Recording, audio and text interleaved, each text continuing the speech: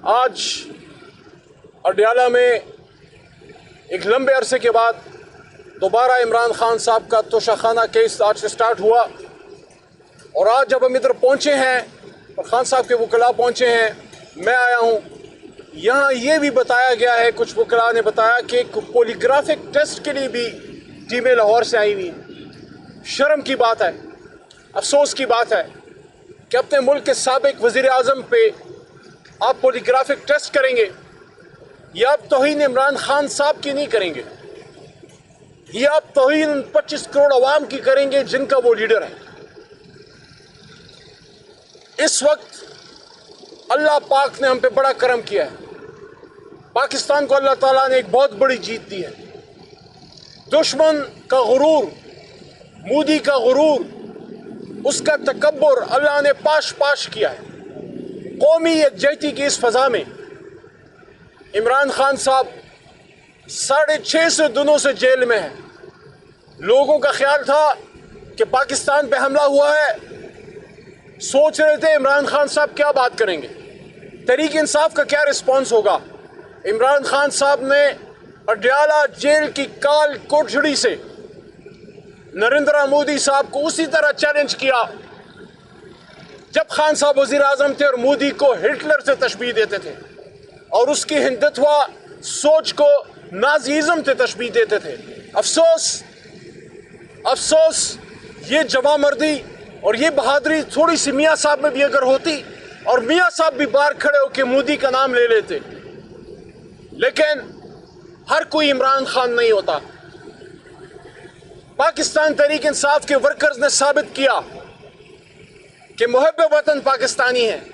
जेलें सही, सऊबतें सही, डिजिटल दहशतगर्द कहा गया, हमें क्या क्या नहीं कहा गया, लेकिन जब बात पाकिस्तान पे आई तो आज पाकिस्तान तहरीक इंसाफ का हर वर्कर, हर social media worker Imran Khan साहब की तरह पाकिस्तान के दिफा के लिए उन्होंने इस जंग के दौरान पाक अफवाज की सपोर्ट की और ये साबित किया कि जब बात पाकिस्तान पे आती है फिर हमारी अपनी ज़ाती अपना अफसोस, अपना गम या अपना गुस्सा फिर वो मैटर नहीं करता।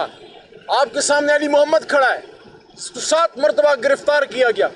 इस अडयाला जेल मेरी वालिदा मोहतरमा 85 साल की उम्र में आती थी 6-6 घंटे इस धूप में, इसी मई के महीने में खड़ी रहती थी, मुलाकात नहीं होती थी। लेकिन जब हमला हुआ पाकिस्तान पे, हमने वो सब तकलीफ एक साइड पर रखी।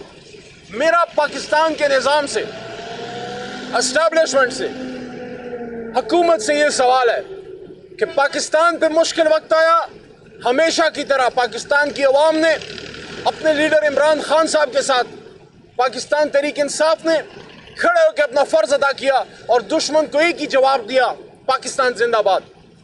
क्या अब वक्त नहीं आ गया कि इमरान खान साहब से बात की जाए और कौम के लीडर को रिहा किया जाए? क्या वक्त नहीं आ गया कि एस्टैब्लिशमेंट, हुकूमत, सियासी क़यादत, अस्करी क़यादत, मजहबी क़यादत सब एक पेज पे हो और ये जो एक जंग हमने जीती है इसको मुस्तकीम किया जाए? इसको मजबूत करने का वाहिद तरीका यह है कि इमरान खान साहब की रिहाई हो, शाह महमूद कुरैशी की रिहाई हो, डॉक्टर यास्मीन राशिद साहिबा की रिहाई हो, उमर सरफराज चीमा साहब की रिहाई हो, सेनेटर एजाज चौधरी साहब की रिहाई हो और बेशुमार हमारे असीरान जो जेलों में हैं उनकी रिहाई हो और आगे का मुस्तकबिल का लाएमल तय किया जाए। पाकिस्तान को बेशुमार चैलेंजेस हैं, पाकिस्तान के पानी पे हमला किया जा रहा है, पाकिस्तान की सलामती से खेला जा रहा है और जिस तरह कल भी इमरान खान साहब ने अडयाला से जो मैसेज दिया कि मोदी जंग हारा है लेकिन टला नहीं है, वो अपनी आदत से बाज नहीं आएगा। हमने अपना एहतियात नहीं छोड़नी, हमने अपना इत्तेफाक और यकजहती जो है उसको नहीं खराब करना। लेकिन क्या यकजहती ऐसे कायम हो सकती है कि इमरान खान साहब जेल में है?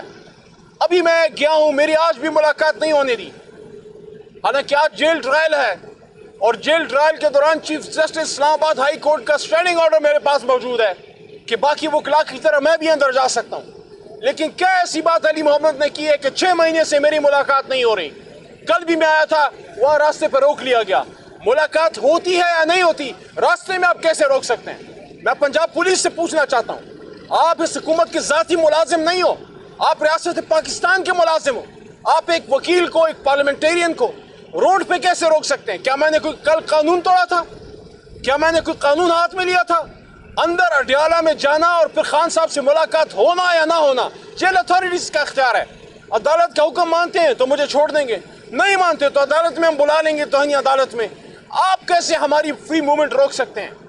تو ایک طرف ہم کیا کردار ادا کر رہے ہیں، تحریک انصاف کیا کردار ادا کر رہی ہے، عمران خان صاحب کیا کردار ادا کر رہے ہیں، علی محمد کیا کردار ادا کر رہا ہے. جب ہر طرف یہ بات ہو رہی تھی کہ آپ نہ جائیں ان کے پاس، کیوں نہ جاؤں؟ ان شہیدوں کے پاس کیوں نہ جاؤں؟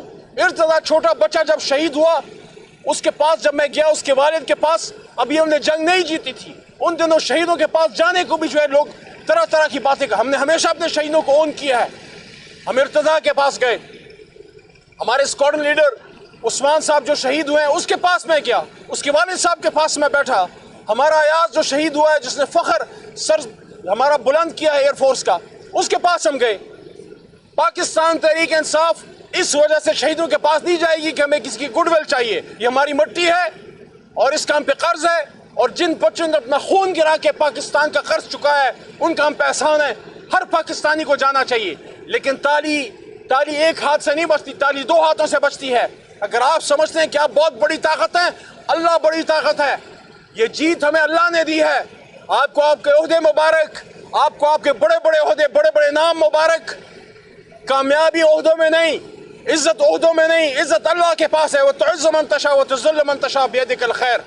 ابھی بھی جب میں ڈیالو سے باہر نکلا ہوں ملاقات نہیں ہونے دی. باہر جب میں نے دیکھا گاڑی میں علیمہ آپا بھی بیٹھی ہوئی تھی، ان کی بھی آج ملاقات نہیں ہونے دی. میں نے علیمہ آپا کو کہا کہ لگتا ہے کہ میں اور آپ دونوں پرسونا نان گریٹا ہیں. ہاں، میں نے 24 نومبر کے بعد ایک سپیچ کی تھی. کیا یہ اس کا نام ہے کہ میری خان صاحب سے ملاقات نہیں ہو رہی؟ میں نے پارلیمنٹ کے اندر یہ بات کی تھی کہ یہ جو لوگ شہید ہوئے ہیں اس کا ذمہ دار کون ہے، اس کا ذمہ دار کون ہے. تو میں آخر میں پھر یہ بات کرنا چاہتا ہوں، ہماری خان صاحب سے ملاقاتیں نہ روکیے. خان صاحب سے ملاقاتیں واپس بحال کیجئے، ان سے بات کیجئے. اور ہمارا مقصد خان صاحب سے ملاقاتیں کرنا نہیں، ان کی رہائی ہے. قوم کو اس پہ مجبور نہ کریں کہ آپ سیاسی دروازے بند کر رہے ہیں، عدالتی دروازے بند کر رہے ہیں. آپ احتجاج کا دروازہ ان کے پاس چھوڑ رہے ہیں کہ بالآخر یہ قوم مجبور ہو جائے اور لاکھوں کی تعداد میں نکل آئے، پھر بھی نقصان پاکستان کا ہے. تو میں آخر میں پھر یہ کہنا چاہتا ہوں، قومی مفاہمت، قومی یکجہتی کے لیے ضروری ہے کہ عمران خان صاحب سے بات کی جائے، فوری کی جائے، ان کی رہائی کا انتظام کیا جائے، مستقبل کے لیے کوئی عمل بنائیں. غزہ میں بے شمار مسلمان جو ہیں وہ شہید ہو رہے ہیں، بچے شہید ہو رہے ہیں. ان غزہ کے بچوں کا کون پوچھے گا؟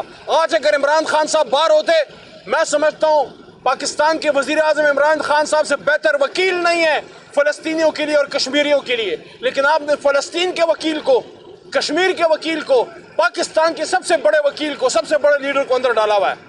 اس سے پاکستان کا کوئی بہتری نہیں ہو رہی.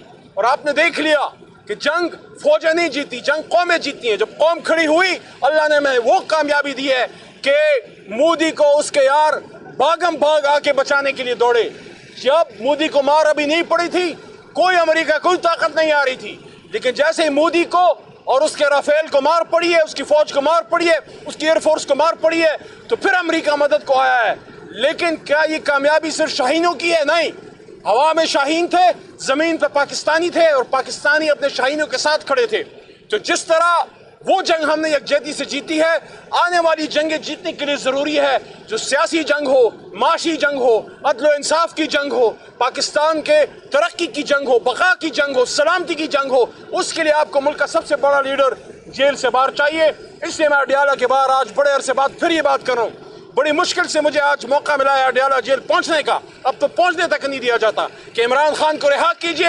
اگر پاکستان کا مستقبل عزیز ہے تو پاکستان کے قوم کے لیڈر کو بھی اپنے دل کے قریب کیجئے. بہت شکریہ.